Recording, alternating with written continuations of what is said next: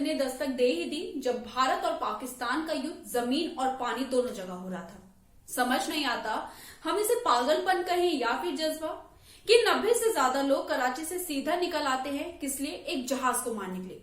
उस जहाज की उन्हें जानकारी नहीं है, लेकिन जज्बा इतना कि कराची से चलते चलते कहां पहुंच गए? बंगाल की खाड़ी। लेकिन दूसरी ओर उस जहाज के बदले दूसरे जहाज को खड़ा कर दिया जाता है मारने के लिए। क्या आपको भी ये जज्बा लगता है या फिर पागलपन? ये तो आपको पूरी वीडियो देखने के बाद ही पता चलेगा। नमस्कार, मैं मंजू रुधियाल और आप सभी का स्वागत है सॉलिड संचार में। आज हम बात कर रहे हैं साल 1971 की, जब पाकिस्तान के अंदर भूत सवार था कि भारत को किसी भी तरीके से जवाब देना है, लेकिन पाकिस्तान अपने ही बिछाए जाल में फंस जाएगा, इस पे तो किसी को भी संदेह नहीं है। साल 1971 का पूर्वी पाकिस्तान वो तब तक पूर्वी पाकिस्तान था जब तक बांग्लादेश का जन्म नहीं हुआ था। तब के पूर्वी पाकिस्तान में पाकिस्तानी आर्मी ने कोहराम मचा रखा था। यकीन माने उस वक्त रेप और मर्डर की खबरें जैसे बुलंदियां छू रही हो। कोई भी सुरक्षित नहीं था, चारों तरफ एक खौफ का साया था। दूसरी ओर भारत की मुश्किलें भी बढ़ रही थी क्योंकि लाखों रिफ्यूजी भारत की तरफ बढ़ रहे थे। ऐसे में भारत ने फैसला लिया कि वो बांग्लादेश को स्वतंत्र करा के ही रहेगा। फिर क्या था? शुरू हो गई लड़ाई जमीन और पानी दोनों जगह। उस वक्त अरब सागर में पाकिस्तान की स्थिति ठीक थी तो भारत की बेहद मजबूत, लेकिन ये पैंच बंगाल की खाड़ी में जाकर फंसा जहां पर पाकिस्तान बहुत कमजोर था तो भारत एकदम मजबूत, और हार का सामना भी पाकिस्तान को वहीं पर करना पड़ा। पाकिस्तान ने अपनी नौसैनिक पनडुब्बी जिसका नाम PNS गाजी था, उसे भारतीय INS विक्रांत का पता लगाने और विशाखापट्टनम में स्थित भारतीय नौसेना के पूर्वी कमान को नष्ट करने के लिए पूर्वी पाकिस्तान के तट, जो कि अब बांग्लादेश का पूर्वी तट है, वहां पर तैनात किया था। देखिए, हम खबर तो आपको बता रहे हैं, लेकिन हम आज दो चीजों पर ज्यादा बात करेंगे। पहला PNS गाजी की और दूसरा INS विक्रांत की। लेकिन जिस PNS गाजी को पाकिस्तान इस्तेमाल कर रहा था वो पाकिस्तान का भी नहीं था। दरअसल 10 श्रेणी के डीजल एवं इलेक्ट्रॉनिक पनडुब्बी USS डियाब्लो पहले संयुक्त राज्य अमेरिका के पास था, जिसे सुरक्षा सहायता कार्यक्रम के चलते साल 1963 में पाकिस्तान को लीज पर दिया गया। इसके बाद इसका नाम PNS गाजी रखा गया, जो कि पाकिस्तानी नौसेना का पहला विध्वंसक पनडुब्बी था। उसके बाद साल 1964 में PNS गाजी को पाकिस्तानी नौसेना में शामिल किया गया। फिर साल 1971 के दौरान जब बांग्लादेश मुक्ति संग्राम चल रहा था, तब पाकिस्तान ने INS विक्रांत, जो भारत का एकमात्र विमान वाहक युद्धपोत था, उस पर नजर रखने के लिए PNS गाजी को कराची तट पर तैनात किया।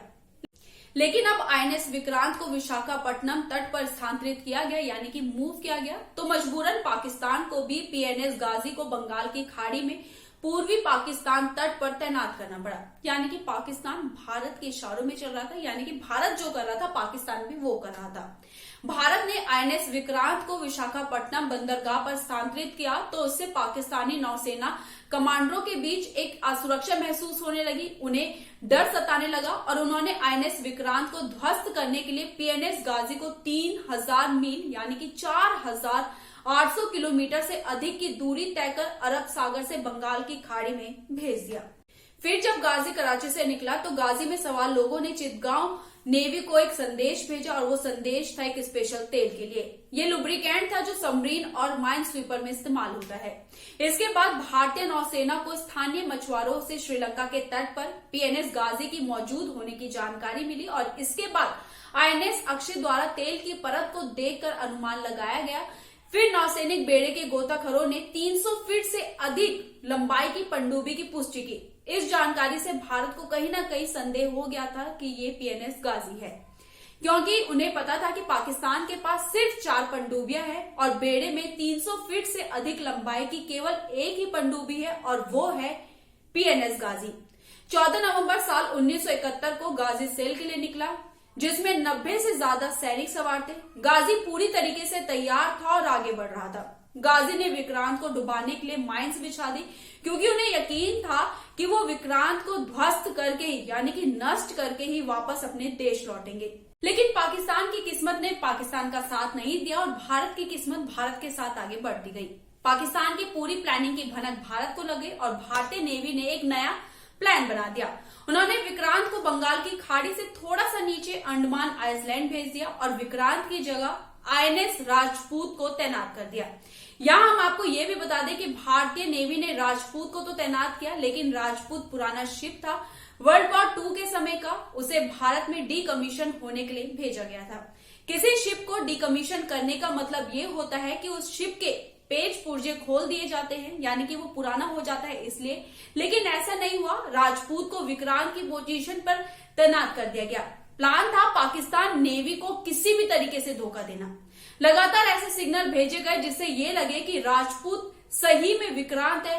कुछ जरूरी सीक्रेट्स भी छोड़ दिए गए ताकि गाजी को यकीन हो जाए कि भाई साहब यही विक्रांत है।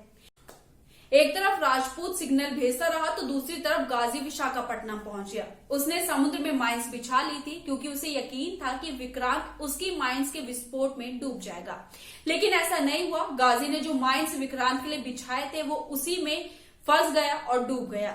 उसने अपने साथ पाकिस्तानी सैनिकों को भी मार दिया। दरअसल राजपूत से मिलते गलत सिग्नल की वजह से गाजी इतना कंफ्यूज हो गया कि उसे समझ नहीं आया कि वो कर क्या रहा है, और वो उसी रास्ते पर चला गया जहां उसने माइंस बिछाई थी। लेकिन होता ऐसा है कि चाहे कोई भी सेना हो, थल सेना हो या जल सेना, वो कभी भी अपने बिछाए रास्ते पर वापस नहीं आती।